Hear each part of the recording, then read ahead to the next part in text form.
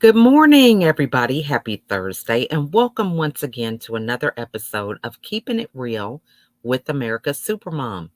I am really enjoying the opportunity to come to you again with another guest. And right now, as we wait for that guest to arrive, I want to see how your summer's going. For me, I'm excited. My kids are out of school, so no more of these school runs or packing lunches and homework. And, the list goes on and on. So I'm excited to be here and to really just take some time to relax, kind of unwind, and really plan how my next year is going to be. And for me, the year starts as soon as school gets back. It's like back to school, back to the hustle and bustle of life and all the things that come along with that. How do I want to show up for my kids and all these other things that we have going on in the background? So this summer, I'd like to not only just relax, but really kind of plan ahead as to what that's going to look like. I was in a room on Clubhouse. This is kind of like my second residence. And they were talking about how life really happens with cycles and routines. So just like we have the seasons, we have all these cycles when it comes to buying or just life in general. Back to school is a cycle, the holidays are a cycle. And so we go through these things over and over again. So why do we not have a system? If you know you're going to travel, some people have a checklist of things that they know they always have to pack, or they keep their travel bag packed with some items, so that if they do have to go somewhere on a moment's notice, they already have everything together. So this is something that we can think about. How do we want to show up? And a lot of times things kind of take us off guard.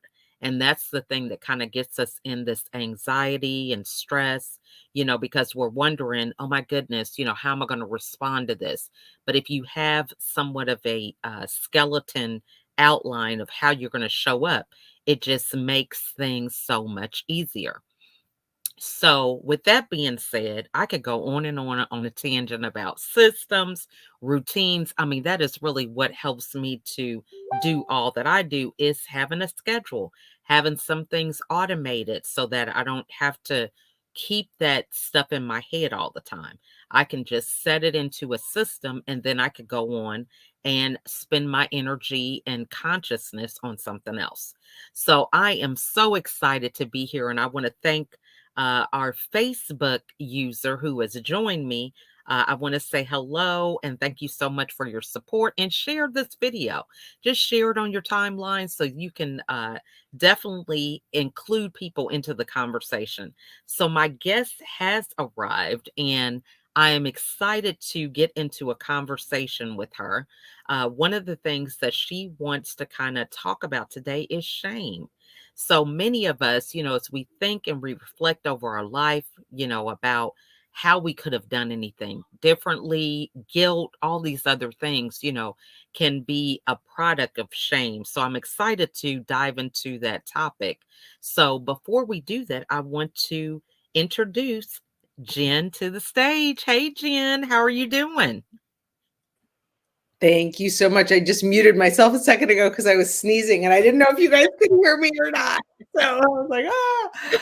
So I am fantastic. Thank you so much. I'm so excited to be here. I am hoping that the light and everything is okay. I can actually add some light if that is helpful.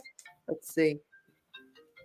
It's Maybe. so funny how, we turn into all different types of positions when it comes to recording a video. We're doing lighting, we're checking the comments, I know. like I didn't sign up for all this. You know what I mean? This is what they call on-the-job education. I think that's what. Exactly. Exactly. Well, I am excited that you're here too. So Thank you. Jen and I actually met on Clubhouse. So as I mentioned Where does before, anybody meet now? it's like a second home. So we got on a Zoom call and the rest is history. Now she's here to share. So I'm so excited. But before we, get into our conversation, please introduce yourself, Jen, to everybody. Thank you so much. I'm so grateful to get to talk with you again. My name is Jen Oppenheim, as it says there on the screen, and I am an integrative wellness and life coach. And in real life, what I am is I am a relationship coach for midlife and beyond women. Mhm. And the relationships that I coach them with are with their own bodies, with food, eating, and the events of their lives.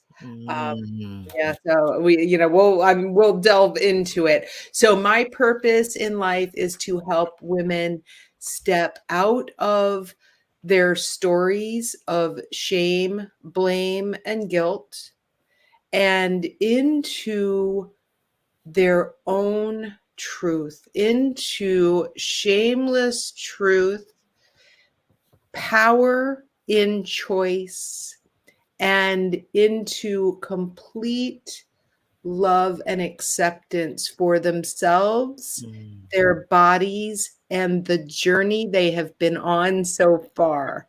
I truly believe that transformation begins, it starts when you love and accept yourself as you are.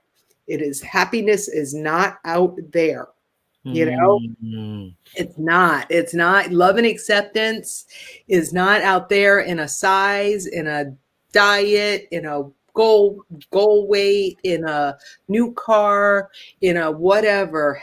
None of it is out there. Everything you need, everything you're looking for, everything you're looking out there, all that validation, all that stuff you're looking for, every bit of bliss is right here. You already have it. But it does not come, without some cost, because what most of us do is we avoid, any animal in the world avoids pain. And some of the stuff we have to face is painful when we're first doing that work. Uh, Mm. and so, a lot of times for certainly someone like me, I used food for a very long time to avoid feeling, or Mm. to at least mute it, to Mhm. push it down, push it down, push it down, push it down. And of course, all we know, we're never truly avoiding the pain. We're just deadening it and delaying it really, really. So Mm. that's where I am. That is so good. I mean, so many different areas that we could take this, but I think the thing that stands out the most, which really resonated with me in my journey, was the comment you made about the power of choice. Because so often I think a lot of people just mindlessly go through life with a lot of these issues that you're mentioning. And I'm like, hey, I could check off a number of the things you said is going on my side. But, they don't realize they have a choice. Right. So, Yeah, it's so funny because we so often we think that we are powerless in a situation or hmm that we're stuck. hmm So often women tell me they feel that they're stuck, whether hmm it's in a body they don't love, or in a relationship they don't love, or in a job they don't love. They feel stuck. hmm You're never stuck. You are never ever stuck. You are 100% in your power at all times. And the only way you can access it is through your next choice. You always have a choice about whether you are committing more strongly to your past or to the situation that you're in, or into the situation that you want to be in, whatever that is.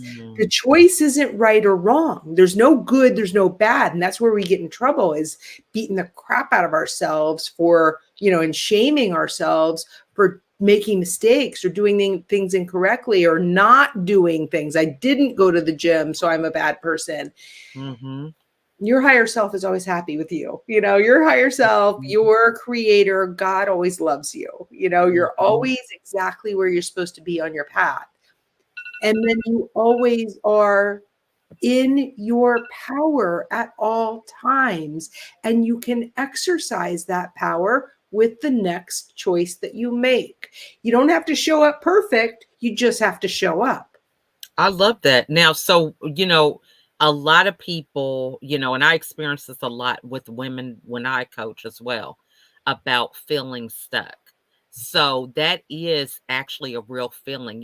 I have Yeah. one of my nephews, he experiences panic attacks. So, yes, he feels like he's having a heart attack, the same symptoms. So we can kind of say the same thing with feeling stuck. So, what is it that is happening that's giving us that feeling of being stuck? What are we doing to kind of perpetuate that mindset? Well, what it often is, and you actually mentioned it earlier, is we have habits. And we Mhm, don't just have habits of behavior, we have habits of thought. mhm, And just like learning to do any physical thing, like drive a car or play tennis or swim or ride a bicycle or walk as an infant, there's a process that happens, and there is a time period that you fall down a lot. You don't show up knowing how to do it right away. mhm, And we've practiced telling this same story to ourselves so that it's the rut. It's like the tire tracks in the road. We've all seen like that cow path through a pasture of like that's where every single cow goes, or the two tire tracks that go through grass, that's where the road is because that's where the two tire tracks are. Your brain is the same exact way. It's going to go down that path of least resistance mhm, first because that's the one it's used to. That's the one that takes no effort to go down. So, what we have to do is we have to get a skill set and a toolbox in place that we can interrupt, that we can recognize and acknowledge that thought, not as bad, not as anything, just mhm, as information. Okay, I like to think of it honestly. I like to think of those thoughts, those little negative, the anxiety producing thoughts, all of those things. I like to think of that as a smoke alarm. And mhm, I when I can think of it as a smoke alarm, I can have gratitude for it because I can say thank you because while this is just a little smoldering thing, I can go and use my tools to get my brain going in the right direction before it bursts into flames and goes wildfire and I'm in a full-blown anxiety attack or mhm, down in the rabbit hole of these really horrible negative thoughts. So acknowledging that thought the first time you have it, we can't control the first thought. The first thought just pops into your head. mhm, We do have control over the second thought. We do have control over the third thought, the fourth thought, the 15th thought, the 17th thought. And if you can break it before you hit about 15 to 20 seconds of those thoughts getting together, you mhm. can get yourself out of it before it even starts. So I do love that. oh yeah, doing like a little focus wheel of the things that you do like. It could be 5 songs you love, 5 foods you love, 5 places you like to visit, 5 things you can count on. It could be anything. It could be I can count on the fact that there's a stop sign at the end of the road, but or my rent's due on the first. But any constant that you can agree with without any resistance whatsoever can just break yourself out of that negative Mm. pattern before you let it run wild. I And love that. Now, yeah, so does it necessarily have to be a thought, or can you take an action? What do you recommend? so I like to do a three-pronged kind of a triangle approach. So one Mhm, thing is the focus that you have. So you immediately want to change the focus. If your focus is on the thing that your all of our stress, all of our anxiety is about stuff that's not in our control. Okay. So, that really is what it's about. You're afraid of something that might happen, that's going to happen, that you're afraid Mhm. is going to happen, or that already occurred. Mhm. And the fact of the matter is, the only reality we have is right this second. That's the Mm. only control we have. We all know it. If you're over a couple years old, you know somebody who something tragically suddenly happened to, and they are no longer with us. Mhm. So we know truly, truly, we have one thing, and that's right this second. And Mm. so getting ourselves, and it's different for everyone. It might be EFT or tapping, it might be breath work, it might be meditation. There's a lot of different tools that people can use to get themselves kind of, snapped out of it quickly. Mhm. Changing your focus is one part of it. So getting yourself off of the thing that you're worried about and onto, that's where the focus wheel comes into place, onto things that you love, things that you like, things that make you happy, things that you can agree with. The second part is changing the language that you use with yourself. And again, this is a practice. It is a practice. You are building your brain is a muscle like any other, and you can literally, not just, I'm not just talking stuff here, y'all. You can literally reshape and rewire your brain and how it functions and how it naturally thinks, the road it naturally wants to go down without resistance. You can change that with practice, but it's not like, oh, I did a sit up and now I have a six pack. It is a practice, it's like, Yes. it's an actual practice. You actually have to do it to get it to work. So first part is focus. Second part is language, Mhm. being really aware of the language that you use with yourself. And the third part, you said it, is movement, taking an action. Mhm. And it can be any action. It can be walking the dog, it can be cleaning the bathroom, it can be dancing, it can be vacuuming the floor, cleaning the bath. It doesn't matter. You need to do something to get yourself literally out of the place that you are in and get Mhm. your body doing something different, because we know the the longer we sit in the rabbit hole, the Mhm. deeper we sink into it. It's like a Mhm. quicksand rabbit hole that pretty soon now we're like, oh, and paralyzed in that swirl of ickiness. And I we love that. Yeah, now and this is some good stuff because I think a lot of people, we have a lot of traditions, right? Certain times of the year when we do things with family or friends or even work traditions, right? So, imagine as someone who wants to eat healthier. And as we approach holidays in the summer, there's a lot more opportunities for barbecues or maybe not the best diet. So when you're dealing with situations that are really outside of your control, but they are attached to a story or a routine or habit, that might have family or friendship ties, how do you recommend somebody start this process or some things that they can do to kind of gradually, be more empowered rather than falling into the routine of what they always do? Right. So that's a great question. Um, the first thing for me really is having people let go of their conditioning, their stories Mhm. about, I'm either on a diet or it's a free for all. You know, that seems to be, that seems to be kind of the thing. So like, and then like if they're in that diet mentality, then when they go to the barbecue and they're like, oh well, I already had 2 spoons of baked beans and some potato salad, so I'm going buck wild. You know, really tuning into your own body.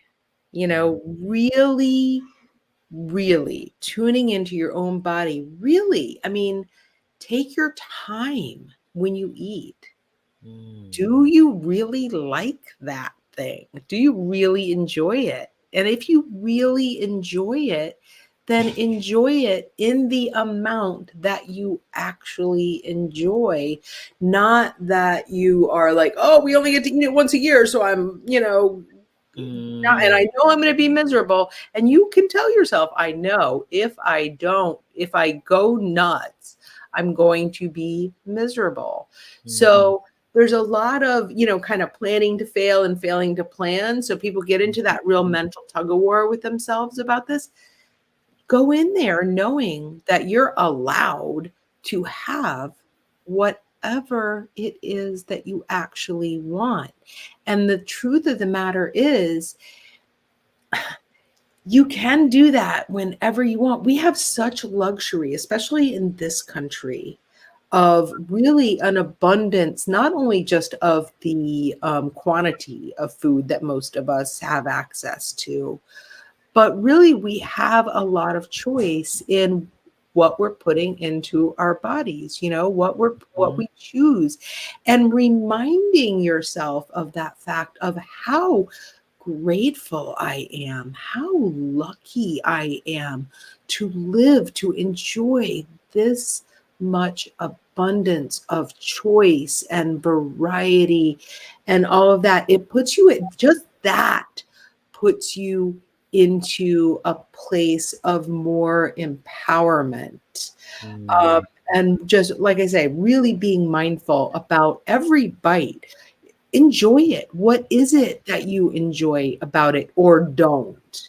And mhm, if it's like something that you just eat because it's there, then if you don't enjoy it, then you don't have to eat it. And to the point of like, I know people are trying to lose weight. I'm carrying a little bit of extra weight myself right now, and I would like to release it. I'm ready to release it.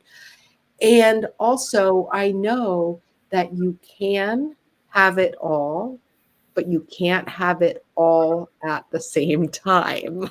So mm, there's always a little trade-off to do. You might be carrying a little bit of extra weight, but enjoying more summer parties. And then there might be another mhm, season where it's another time to focus more on your physical health and less on your enjoyment of the family and friends. So mhm, there's a balance always. And any person who practices yoga will tell you balance is not a static thing. It doesn't just like, okay, I'm mhm, balanced now. No, it's dynamic. It is constantly. Balance is a constant exchange of energies. And for people, we have what I believe are four kind of energy bodies: our spiritual, which to me is the most important, mhm, our mental, our emotional, and our physical. And they all support each other. And there's all kinds of give and take that happens so that you can be moving a little bit further forward on one and maybe sacrificing some growth on the other one. And it's okay. It's all okay. It's all I good. love that. I mean, this is really a good conversation, and time just flies. So I'm Yeah. thinking for the last question, what are some things that we should ask ourselves? Because, you mentioned the situation about taking in the information and realizing it's like a smoke alarm. So, what should we ask ourselves to kind of interrupt that pattern of maybe shame or feeling guilty and having that judgment? What is it that we should say? So I'm glad that you actually asked the totally right question. I don't know if you ever saw that movie I Robot. You've asked the right question. Mm, Like that was the right question. And the reason it's the right question from my point of view is questions open our minds. Statements mhm, close our minds. mhm, So the important thing is, are you making statements about yourself and your worth and your value and your spiritual being? Are you making statements about yourself based on something that's happened in your life, your physical body, something you've done? Are you making statements, or are you asking compassionate questions? And by compassionate questions, I mean, what was the blessing? What was the gift? What was the opportunity? Or what was the lesson that occurred in that event, in that mistake, in that whatever it was. What was the thing? There is I promise you, I guarantee you, your money back guarantee for every single thing that happens, there is a gift, a blessing, an opportunity, or a lesson, or maybe all of those in every single thing. Get out of the story of it was good or bad. Get out of that story Mm. and find the goodness, because there's something in there for you. There's something. You just have to allow it. I love that because, I was just thinking about, you know, um, being into the facts or your opinion. So if you think about it, there could be a positive and a negative for everything.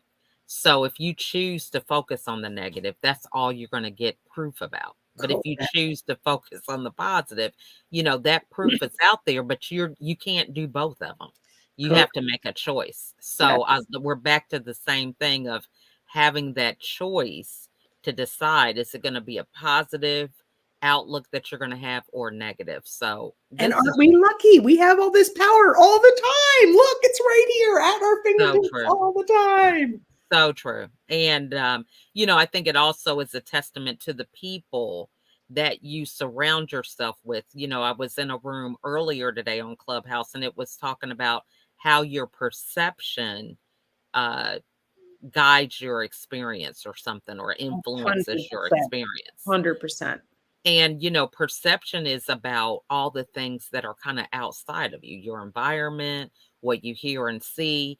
And a lot of times, I think we try to perceive what other people are thinking, based on our observation. And, we fall into this trap a lot and we say, oh, she's probably thinking this or that. And it's like the easiest way to eliminate the doubt is just to simply ask, but we create our own stories. And so then we act on the stories that we create rather than engaging So good. in the conversation with the other person, right? Yes, yes. I will say, for any, I know we're getting ready to end for today, but I would love to continue this conversation sometime. Yes. For anyone who has not read it, there is a little tiny book. I don't know how many pages, but it's a teeny little book called The Four Agreements. Love it. That is like, I swear, the Four Agreements is my religion. Just like, Yes. if you can just take it's the simplest things.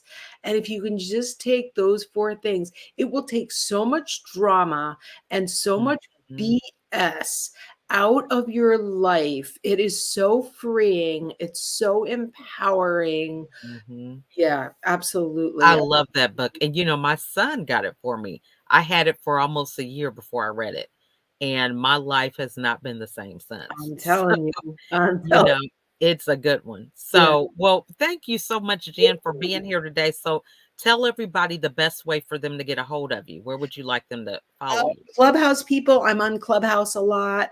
Jen Oppenheim. You can also follow me on Instagram, Jen Oppenheim. My website is jenoppenheim.com. Do you see a theme here? It's Mhm. all pretty easy. You can always email me. My DMs are open. I answer them my own self. I don't have a VA that answers my email. Or my DMs or any of that. I answer it myself. And I would just love to hear from anyone. I offer a whole lot of free resources. I have a free support community that is not on Facebook, y'all. There's no social media creepiness. It's on Mighty Network, so it's completely private. It's just a safe sanctuary for people to come love on themselves. Love that. So, what final thoughts do you want to leave with everybody today? It's never too late to love yourself. It is never too late to love yourself. The life you're in, the body you're in, it is never too late to dream the biggest dream you can imagine. I didn't start living my life until I was 48 years old. I was a zombie until I was 48. So I'm with you. I was 46. there you So you had me by a couple years, but I go. definitely know what you're saying. So thank you so much, Jen, Thank for you. all of these nuggets. I mean, I have notes over here, but still, I know there were many things that I didn't get a chance to write down. But thank you so much for everything that you shared. I mean, Thank these you. I'm insights so have been grateful for the opportunity. Well, we want to thank all of you guys for watching with us today and go back, listen to the replay, and think about some of these nuggets. I think the biggest takeaway for me is the power of choice. And a lot of times we negate that power by just, allowing our habits and ideas to just kind of control us.